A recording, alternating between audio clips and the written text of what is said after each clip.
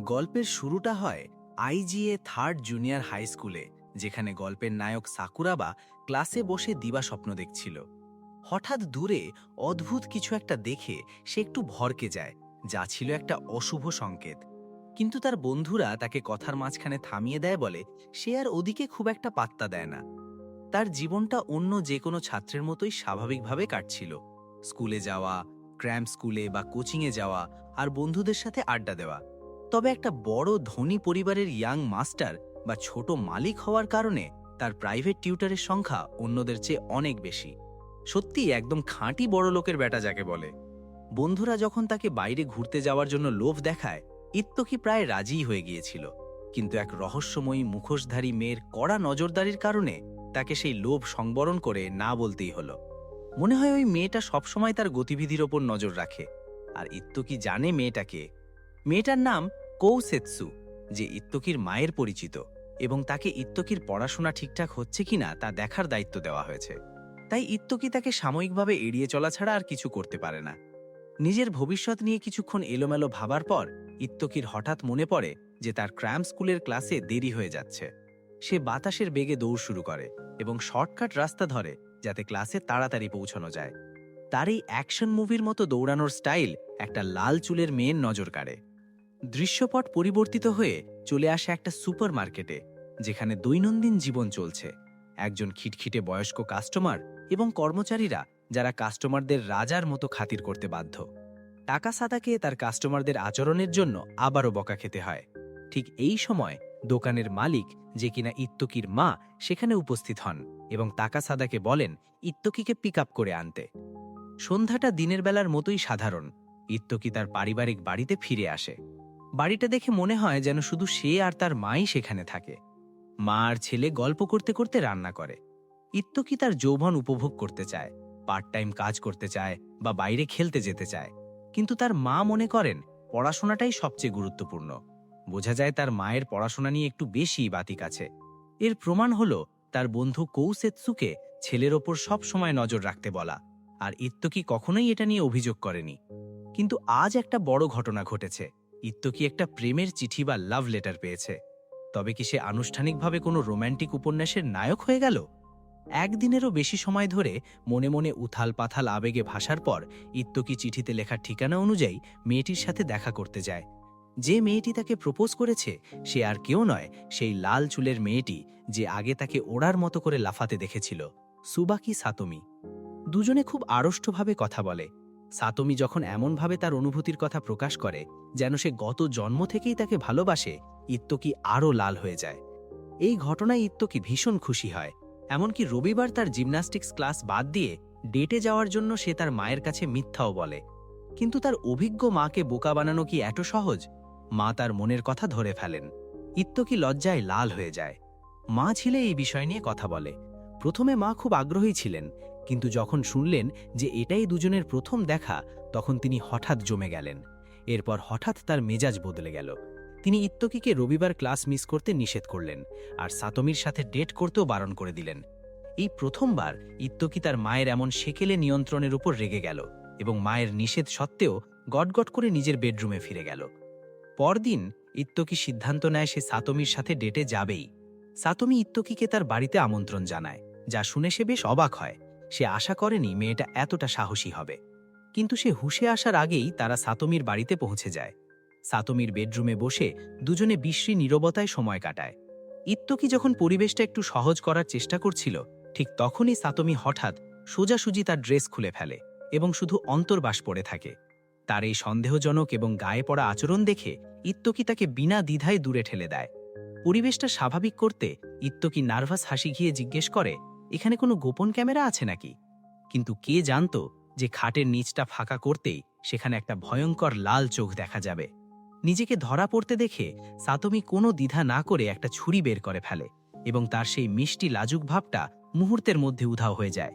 দেখে মনে হচ্ছে সে ইত্তকিকে এক্ষুনি কুপিয়ে মাংসের কিমা বানিয়ে ফেলতে চায়। সে সমানে ছুরি চালাতে থাকে। ভাগ্যক্রমে কৌসেৎসু ঠিক সময় উপস্থিত হয়ে তাকে সাতোমি এবং তার সেই সাঙ্গপাঙ্গর হাত থেকে রক্ষা করে। কৌসেৎসু তাকে বাড়ি থেকে টেনে বাইরে বের করে এবং একটা রহস্যময়ী কালো গাড়িতে ছুড়ে দিয়ে অদৃশ্য হয়ে যায়। গাড়ির ভিতরে রেইহা এবং আঙ্কাল কুজুকে অদ্ভুত পোশাকে দেখা যায়। তারা জানায় যে তারা তাকে এক্ষুনি সুরক্ষিত জায়গায় নিয়ে যাবে। কিন্তু এই মুহূর্তে আর একটা গাড়ি উদয় হয়। মনে হচ্ছে এটা আগে থেকেই ঠিক করা একটা যুদ্ধ এবং তাদের ধাওয়া করা হচ্ছে। রেইহা ইত্তকিকে গাড়ি থেকে ধাক্কা দিয়ে বের করে দেয় এবং বলে দ্রুত সামনের শহরে পালিয়ে গিয়ে ভিড়ের মধ্যে মিশে যেতে। এরপর সে আঙ্কেলের সাথে মিলে শত্রুর সাথে লড়াই করতে ফিরে যায়। ইত্তকি কিছুই বুঝতে পারছে না, তবুও সে জান প্রাণ দিয়ে দৌড়াতে থাকে। শহরে ফিরে দেখে চারিদিক অন্ধকার হয়ে গেছে এবং রাস্তার বাতিগুলো হরর মুভির মতো একে একে নিভে যাচ্ছে। সে একজন দয়ালু পুলিশ অফিসারের দেখা পায়, কিন্তু কিছু করার আগেই পেছন থেকে একটা লাল চোখ উদয় হয় এবং কোনো দ্বিধা না করে অফিসারটিকে শেষ করে দেয়। ইত্তকি ভয়ে জমে যায়, কিন্তু তাকে দৌড়াতেই হবে যেমনটা সবাই বলেছিল। তবে সে ওই হিংস্র লোকগুলোর সাথে পেরে ওঠে না এবং সহজেই ধরা পড়ে গিয়ে বাঁধা পড়ে। ঠিক যখন মনে হচ্ছিল সে পরপারে চলে যাবে, আঙ্কেল তাকাসাদা ঠিক সময়ে হাজির হন। এটাই ছিল শেষ দৃশ্য যা সে দেখতে পেয়েছিল। যখন তার চোখ খোলে, ইত্তকি দেখে সে আবার গাড়িতে এবং কৌসেৎসুও সেখানে আছে। আঙ্কেল তাকাসাদা তাকে কৌসেৎসুর সাথে আগে যেতে বলেন। সাকুরাবা পরিবারের বাড়িতে ইত্তকি একদল লোকের মুখোমুখি হয়, যাদের মধ্যে তার প্রাক্তন আঙ্কেল এবং আন্টিরাও আছেন এবং তার মাও আছেন। সবাই ইত্তকির সামনে শ্রদ্ধার সাথে মাথা নত করে আছে। তার মা ধীরে ধীরে সবকিছু খুলে বলেন। জানা যায় তারা সবাই ইগা গ্রামের নিনজা এবং তাদের সাধারণ পরিচয়টা ছিল শুধু একটা ছদ্মবেশ। শত শত বছর ধরে প্রতিটি নিনজা গ্রাম লুকিয়ে আছে। শান্তি বজায় রাখার জন্য তারা সংঘাত এড়িয়ে চলে, কিন্তু সম্প্রতি কোগা গ্রাম, যারা নিজেদের সবচেয়ে শক্তিশালী গ্রাম মনে করে, তারা সেই ভারসাম্য নষ্ট করতে চাইছে। তারা তাদের ক্ষমতা শক্তপোক্ত করতে ইগা গ্রাম দখল করার পরিকল্পনা করছে। আর যারা আজ দুপুরে তাকে আক্রমণ করেছিল তারা কোগার লোক ছিল, যার মধ্যে সেই দারুণ অভিনয় করা মেয়ে সাতোমিও ছিল। ইত্তকি এখনো বুঝতে পারছে না তাকে কেন টার্গেট করা হচ্ছে। তার মা, যাকে সবাই লিডার বা নেত্রী বলে ডাকে, তখন ব্যাখ্যা করেন যে ইত্তকি আসলে মর্যাদাপূর্ণ ইগা বংশের ১৯তম বৈধ উত্তরাধিকারী। আঙ্কেল কুজু, তাকাসাদা এবং রেইহাও ইত্তকির সামনে মাথা নত করে এবং তাকে ক্রমাগত ইয়াং মাস্টার বা ছোট হুজুর বলে ডাকতে থাকে। মা তখন জানান যে তিনি ইত্তকিকে এত কঠোরভাবে বড় করেছেন ঠিক এই মুহূর্তটির জন্যই, যাতে সে আনুষ্ঠানিকভাবে নিনজা হতে পারে। যদিও সে প্রত্যাখ্যান করতে চায়, কিন্তু সে তা পারে না। তাছাড়া সে বিশ্বাসই করতে পারছে না যে বাস্তবে নিনজাদের অস্তিত্ব আছে। আঙ্কেল কুজু তাকে মনে করিয়ে দেন যে কোগা গ্রামের নিনজা সমাজ এখনও তার প্রাণ নেওয়ার চেষ্টা করছে এবং পুলিশ কোনো সাহায্য করতে পারবে না। একমাত্র ইগা গ্রামের লোকেরাই তাকে বাঁচাতে পারে। ইত্তকিকে এত ভেঙে পড়তে দেখে আঙ্কেল তাকাসাদা বেশি কিছু না বলে তাকে একপাশে নিয়ে গিয়ে আলাদাভাবে কথা বলেন। ইত্তকি সত্যিই খুব বড় ধাক্কা খেয়েছে। গতকালই সে একজন সাধারণ মানুষ ছিল, আর এখন তার কাঁধে নিনজার দায়িত্ব। তাকাসাদা এই মুহূর্তে তাকে চাপ দেন না, বরং তিনি তাকে তৃতীয় একটি পথ দেখান, পালিয়ে যাওয়া। এটা আসলে ইত্তকির মা ইউমিকাই তাকে বলেছিলেন এবং কেবল তিনি এবং তার মাই এটা জানেন। এখানেই না থেমে আঙ্কেল তাকাসাদা ইত্তকির বাবার গল্পও শোনান। তিনি একসময় ইগা গ্রামের লিডার ছিলেন এবং মারা যান যখন ইত্তকি খুব ছোট ছিল। ইউমিকা, যিনি নিজে নিনজা ছিলেন না, তিনি গ্রামকে রক্ষা করার জন্য তার জায়গা নিয়েছিলেন। এমন কঠিন পছন্দের মুখোমুখি হয়ে ইত্তকি চোখের জল ধরে রাখতে পারে না। সে তার মাকে একা ফেলে যেতে পারে না। সে তার সিদ্ধান্ত নিয়ে ফেলেছে। তাকাসাদা তাকে মন খুলে কাঁদতে দেন। অন্যদিকে কোগার লোকের একটা ছোট বাড়িতে লুকিয়ে আছে পাগল প্রায় সাতোমি, যে কোনো মূল্যে ইত্তকিকে মেরে ফেলার ফদি আটছে, যাতে তাকে গ্রাম থেকে বের করে দেওয়া না হয়। কোগার মিটিং রুমে নিনজারা ক্রমাগত ইগা গ্রামের সমস্যা নিয়ে তর্ক করছে।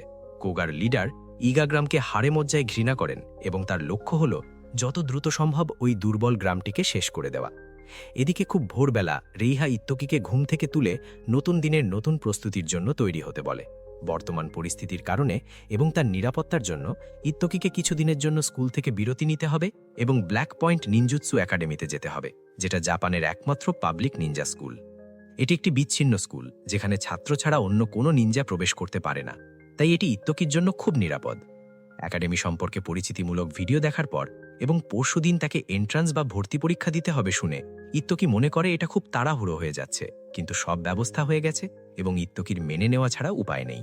সাধারণ জীবনে ইউমিকা এখনও একজন ভদ্র এবং হাসিখুশি স্টোর ম্যানেজার হিসেবেই বাস করছেন, কিন্তু এই মুহূর্তে কোগা গ্রামের লোকেরা উপস্থিত হয়েছে এবং তার সাথে একান্তে দেখা করতে চাইছে। অন্যদিকে ইত্তকির এনএসসি নিয়ে প্রশ্নের উত্তরে রেইহা ধীরে ধীরে ব্যাখ্যা করে যে এটি হল ন্যাশনাল নিনজুৎসু সেফটি কমিটি। ৭০ বছর আগে নিনজাদের মধ্যে ঘটে যাওয়া এক মহাযুদ্ধের কারণে এই সংস্থাটি প্রতিষ্ঠিত হয়েছিল গ্রামগুলোর মধ্যে যুদ্ধ প্রতিরোধ করার জন্য। দোকানে ইউমিকা এবং মিস্টার কুজু কোড ল্যাঙ্গুয়েজ ব্যবহার ব্যবহার করে নিন ম্যানের সাথে সহযোগিতা করতে অস্বীকার করেন, যা এখন কোগা গ্রামের একটি ছোট শাখায় পরিণত হয়েছে। তবে বর্তমান পরিস্থিতিতে তাদের আর কিছু করার নেই। সন্ধ্যায় ইত্তকি এবং ইউমিকা আবার রাতের খাবারের জন্য একত্রিত হয়। ইত্তকি তার বাবার কথা এবং আগামী ভবিষ্যৎ নিয়ে তার দুশ্চিন্তার কথা বললে ইউমিকা শুধু ছেলেকে সান্ত্বনা দেন এবং সেরাটা দেবার চেষ্টা করতে বলেন। পরদিন সকালে কৌসেৎসু এবং আঙ্কেল তাকাসাদা তাকে পরীক্ষার জন্য নিয়ে যেতে প্রস্তুত। কৌসেৎসু যখন ইত্তকির সাথে কথা বলছে, তাকাসাদা পরীক্ষার লোকেশন বা জায়গার নোটিফিকেশন পান, যা আসলে একটা কোগা শপিং সেন্টারে। তিনজন একটু গল্প করে। এরপর তাকাসাদা ইত্তকি এবং কৌসেৎসুকে পরীক্ষার আঙিনায় বিদায় জানান। কৌসেৎসু ইত্তকিকে বলে স্টাফদের গিয়ে জিজ্ঞেস করতে যে নিনজাদের খাবার কোথায় পাওয়া যায়। এটাই ছিল পরীক্ষার কোড। দুজনকে দ্রুত একটি গোপন জায়গায় নিয়ে যাওয়া হয়। সেই ঘরে অন্য ছাত্ররাও এই পরীক্ষায় অংশ নিচ্ছে। একজন প্রক্টর বা পরীক্ষক দাঁড়িয়ে পরীক্ষা শুরু ঘোষণা করেন। একাডেমির পরীক্ষার বিষয় হল লুকোচুরি খেলা বা হাইড অ্যান্ড সিক। পরীক্ষায় দুজন করে থাকবে, একজন লুকাবে এবং একজন খুঁজবে। যে লুকাবে সে প্রথমে গিয়ে বাইরে লুকাবে। 1 মিনিট পর যে খুঁজবে সে বের হবে তাকে খুঁজতে। যদি লুকানো প্রার্থী ধরা না পড়ে তবে সে পাস। যদি খোঁজা প্রার্থী লুকানো ব্যক্তিকে খুঁজে পায় এবং স্পর্শ করে তবে সে পাস। 10 মিনিটের মধ্যে পরীক্ষাটি ক্যামেরা দিয়ে কঠোরভাবে পর্যবেক্ষণ করা হবে। ইত্তকির জুটি হয় ইউকাওয়া অর্থাৎ রিউকো নামের এক রহস্যময় নীল চুলের মেয়ের সাথে। এবার ইত্তকি হলো যে খুঁজবে অর্থাৎ শিকার। ইত্তকি যখন তাকায় সে আতঙ্কিত হয়ে বুঝতে পারে এটি সেই লাল চুলের মেয়ে যে তাকে আগে মারার চেষ্টা করেছিল। 1 মিনিট পর ইত্তকিকে দরজা খোলার অনুমতি দেওয়া হয় মাকোকে খোঁজার জন্য, যে আসলে ছদ্মবেশে সাতমি। সে চিন্তিত এবং বিভ্রান্ত হয়ে হাঁটতে থাকে, খেয়ালই করে না যে তার পেছনে কেউ তাকে শেষ করার পরিকল্পনা করছে। কিন্তু এই লোকটিকে আঙ্কেল তাকাসাদা দ্রুত সামলে নেন। ইত্তকি সার্ভিস এরিয়ার চারপাশে অস্পষ্ট ভয়ে হাঁটতে থাকে। কৌসেৎসু ইত্তকিকে বিভ্রান্ত অবস্থায় পায় এবং তাকে গোপনে তাকে অনুসরণ করতে বলে। পরিস্থিতি আরও টানটান হয়ে উঠছে, কারণ কোগারের লোকেরাও এখানে অনুপ্রবেশ করেছে, কিন্তু তাদের প্রতিযোগিতা চালিয়ে যেতে হবে।